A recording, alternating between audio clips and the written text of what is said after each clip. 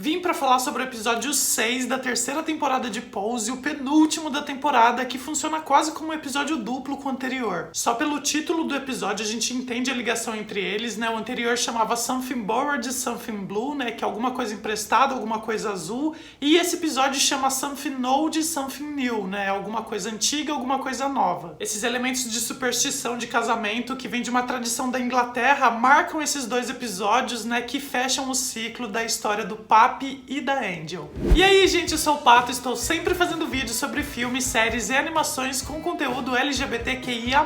Se você gosta desse tipo de vídeo, se inscreve aqui no canal, aproveita e já dá um like para ajudar o YouTube a entender que esse vídeo é relevante e entregar ele para muito mais pessoas. Acho que já tá bem claro como Pose é uma série que tem como tema principal a família, né, com o foco voltado principalmente para as mulheres negras trans, e através da Blanca e da Electra a gente vê a importância da maternidade dentro das diferentes famílias da série. Mas nesse episódio, onde o tema continua sendo família, a gente tem um foco voltado mais pra paternidade, né? Através das histórias do Prey Tell, da Angel e do Papi. Sendo o início da despedida do Prey Tell, que tem esse papel de pai com vários personagens dentro da série. A ligação da Angel com o pai biológico dela. E o Papi, que tá entrando e descobrindo agora a paternidade. A gente descobre nesse episódio que a Angel mantém contato com o pai dela, né? E não só isso, ela manda dinheiro pra ele também. E a Angel tem essa atitude mesmo o pai dela não aceitando ainda quem ela é. Foi muito interessante ver a ligação da Angel com o pai dela nesse episódio, né? Uma pessoa que não aceita a transexualidade, né? Que não entende também. O pai da Angel continua tratando ela como se fosse um menino, né? Mesmo que quando outras pessoas apareçam, ele fale que é uma filha. E a gente vê pra Angel como é importante pra ela que o pai estivesse junto no caminho dela até o altar. Eu, no lugar da Angel, não teria perdido tempo em ir lá, convidar ele pra fazer isso e muito menos estaria sustentando ele com meu dinheiro. Mas cada um é cada um, né? Não vamos julgar as atitudes da Angel. Ela vem de uma tradição onde os mais jovens costumam cuidar dos familiares mais velhos. E baseado nas escolhas narrativas que Pose tem feito, eu até imaginei que lá no final do episódio, né, no casamento da Angel, o pai dela fosse aparecer e fosse levar ela pro altar. Mas isso acabou não acontecendo, o que eu achei até bem realista, né, comparado às outras coisas que vem acontecendo em Pose. E a Angel acabou caminhando sozinha até o altar. No episódio anterior a gente encerrou no momento onde a Angel queria terminar o casamento, né? Ela não queria prosseguir porque o Papi queria criar o filho dele junto com ela, e como era de se esperar, nesse episódio a gente tem a resolução disso. O Papi não abriu mão de criar o filho pra ficar com a Angel, né? O que eu acho corretíssimo, então faltou a Angel ter um pouco de empatia com ele com relação a isso. Claro que ela tá nesse momento delicado de buscar sobriedade, mas foi o que a Blanca falou pra ela no episódio. A Angel já seria herdeira natural da Casa Evangelista, né? Em algum momento ela se tornaria a mãe da Casa Evangelista. Ela acabou se tornando mãe antes do esperado, né? E não foi mãe de uma casa, mas a Angel tá mais próxima de uma família tradicional do que qualquer outra mulher trans da série jamais esteve. E após essa conversa que a Angel teve com o pai biológico dela, ela ter visto como o Papi tava criando o filho dele, a Angel se deu conta como ela tava falhando com o Papi. E a gente tem nesse episódio esses dois pontos de vista, né? Esses dois tipos de paternidade. Se por um lado a gente tem o pai da Angel todo preconceituoso, né, machista, LGBT-fóbico, que quer que a Angel siga um padrão de masculinidade, por outro lado a gente tem o Papi construindo essa relação extremamente saudável com o filho dele. A gente entende o Papi querendo ser esse pai amoroso, né, presente, né, que não perde a paciência quando o filho cria um caos na cozinha, e ele que cresceu numa cultura machista, que tinha noções muito limitadas do que é ser homem, passou umas lições muito bonitas pro filho dele. Ele fala que o filho dele pode chorar sim quando ele quiser, quando ele tiver vontade de chorar, e que ele próprio chora às vezes à noite quando ele lembra da Angel. E essa é uma conversa que a própria Angel tá ouvindo, né? Ela vê como é diferente a relação do Papi com o filho dele, da relação que ela tem com o pai dela, e é o que faz a Angel se desculpar com o Papi, né? Eles reatarem e enfim continuarem com os preparativos do casamento. O Papi tá aqui pra mostrar pra gente que ser um pai amoroso e ser um homem forte não são categorias que se excluem. Tem um momento muito bonito no episódio, né? Momentos antes do casamento, que o Papi agradece todos os homens gays que viveram com ele. Ele fala que o homem que ele é hoje, né, tudo que ele aprendeu como homem, ele deve a eles. Nesse momento teve até a aparição do Cub, né, mostrando todos os homens gays que influenciaram de alguma forma o Papi como ele é. A Achei que faltou o Damon também nesse momento, mas como eu disse algumas reviews atrás, o ator deixou as gravações de Pose por causa da morte da irmã dele. Mesmo assim, eu acho que faltou pelo menos uma citação do Damon nesse episódio, né? Nem que fosse pra Blanca falar, o Damon ligou, mandou parabéns pra vocês pelo casamento, enfim, qualquer coisa. E o auge do Papi, né? A catarse dele, a gente tem lá no casamento, na hora dos votos, quando ele começa a cantar pra Angel. Foi um momento extremamente emocionante, né? Eu adoro como o Pose sempre encontra um jeito, né, de colocar mais um momento musical. Inclusive, eu li um comentário que eu achei muito engraçado, falando que todas as produções de Ryan Murphy são um spin-off de Glee, né? Por isso que todo mundo sempre canta em algum momento. E eu acho que esse momento só não foi mais emocionante pra mim, porque na minha cabeça, enquanto o Papi cantava, ficava batucando a versão Eu Juro de Leandro e Leonardo.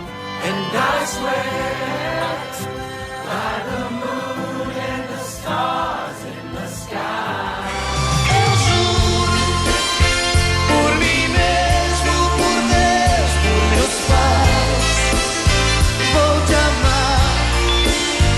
Como eu disse lá no começo do vídeo, né, esses dois episódios funcionam quase como um episódio duplo, né, do casamento da Angel e do Papi. E se no episódio anterior a gente teve toda a construção, né, do início daquela comédia romântica do Papi e da Angel, nesse momento a gente tem a conclusão dele. No vídeo do episódio anterior eu disse, né, que mesmo com as histórias do Papi e da Angel acontecendo em paralelo, eu considero mais um episódio da Electra. Mas agora nesse episódio, né, encerrando a história que começou na anterior, eu vejo sim o Papi e a Angel como protagonistas. Então com o casamento de volta, faltava o Papi e a Angel acertarem os papéis na prefeitura. O problema é que apesar da Angel ter essa passabilidade cis, né, da Angel parecer uma mulher cis, né, as outras mulheres até falam isso pra ela, o registro dela tá marcado como masculino. A Angel já tem sorte de se chamar Angel mesmo, né? Esse é o nome dela de registro. Então, por ter esse nome de registro que é unissex e ter essa aparência que dá essa passabilidade pra Angel, eles só precisavam agora ter uma boa lábia pra distrair a mulher lá na prefeitura. Então, o Papi chega com a conversa dele, né? Falando sobre viagens, falando sobre os preparativos do casamento, né? Falando sobre o filho dele. Eles acabam conquistando a mulher da prefeitura, né? Que na hora de ver os documentos, eu acho que ela até viu que a Angel tava marcado como masculino, mas deixou passar e deixou eles assinarem. E continuando nessa linha de comédia romântica, a gente tem aquele momento onde as mulheres entregam os objetos de tradição pra Angel, né? Alguma coisa velha, alguma coisa nova, alguma coisa azul e alguma coisa emprestada. No algo velho, a Blanca entrega o livro de receitas dela, né? Que já havia sido da mãe dela. No algo novo, a Electra dá um casaco de pelo pra Angel. No algo emprestado, a Lulu dá a moeda dela de 1 mês de sobriedade. A Angel e a Lulu viveram juntas, né? A luta contra o vício, né? E imagino que se a série tivesse mais temporada,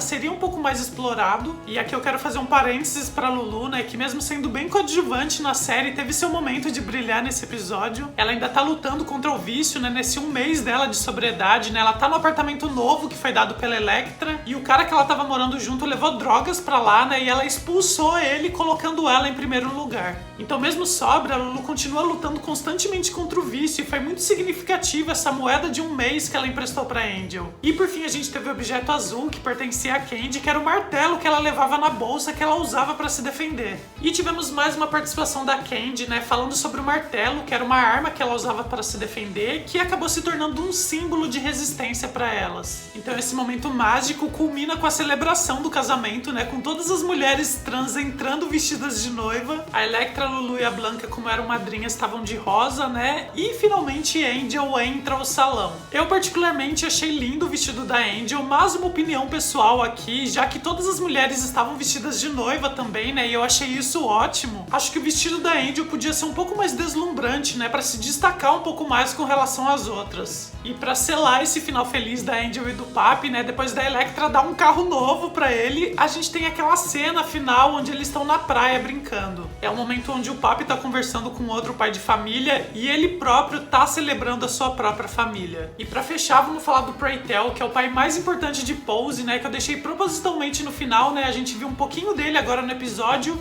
e imagino que o próximo episódio, né, o desfecho da série vai também ser o desfecho desse personagem. O Pray Tell tá começando a ficar cego, a AIDS tá avançando, ele tá chegando nos momentos finais de vida. Enquanto o Papi e a Angel estão nos preparativos do casamento, o Prey-Tel tá nos preparativos do próprio funeral. Ele até passa a usar óculos escuros, né, pra tentar esconder o que ele tá vivendo. Ele até acaba falando com os meninos, né, um pouco antes do casamento, mas ele fala que ele não quer puxar o foco pra ele, né, que aquele momento é do Papi e da Angel. E ele fala com a Blanca também, né, e os dois têm aquele momento, assim, de partir o coração. Ele fala pra Blanca, né, do sonho que ele tinha quando ele foi pra Nova York, de se tornar estilista, de deixar um legado, e que agora ele tava preparando a coxa de retalhos dele da AIDS, né, o AIDS Kilt. Nos anos 80, muitas pessoas que morriam por causa da AIDS não recebiam funeral por causa de todo o estigma social relacionado à doença. Então muitas famílias faziam esse kilt, né, essa colcha, para celebrar a vida de seus entes queridos. Então todos esses kilts se tornaram uma grande colcha de retalhos, né, o AIDS Kilt, que se tornou um grande memorial para celebrar a vida de pessoas que morreram de causas relacionadas à AIDS. Ela já pesa mais de 54 toneladas e em 2020 foi considerada a maior obra de arte comunitária do mundo.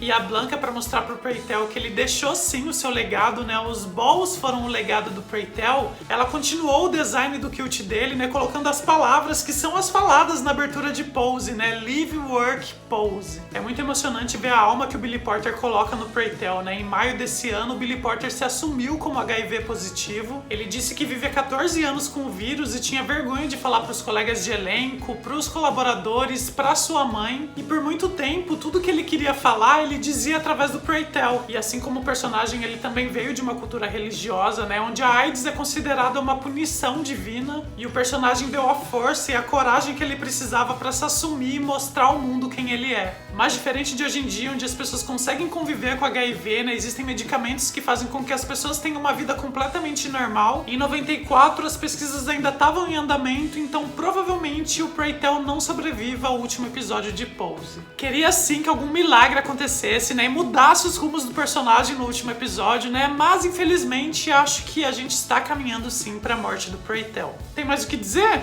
Não tem mais o que dizer. Nos vemos então no próximo vídeo. Beijo do Pato e tchau!